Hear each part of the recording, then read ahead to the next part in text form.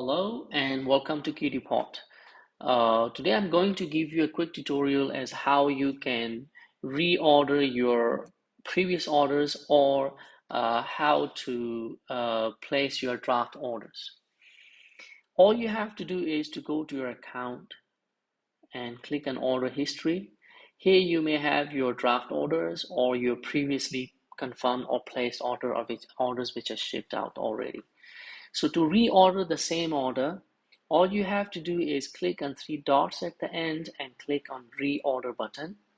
So once you click on this reorder button, all the items from that order will be placed into your cart and you're ready to check out.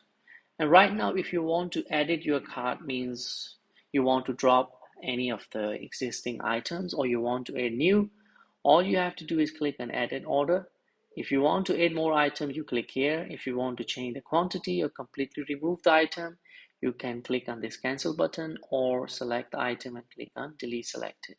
So once you're done, all you have to do is place order and confirm order.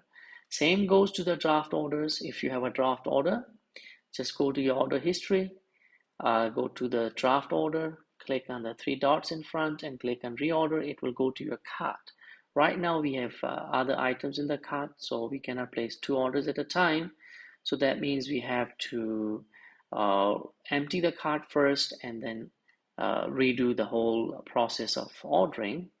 So let's do it again. Go to your order history, go to the draft, reorder, and the items from this order will be placed in your cart and then you can check out. So simple as that. I hope it helps. Should you have any feedback, please comment in the comment section below. Thank you so much and have a nice day. Enjoy shopping on Q-depot. Bye bye.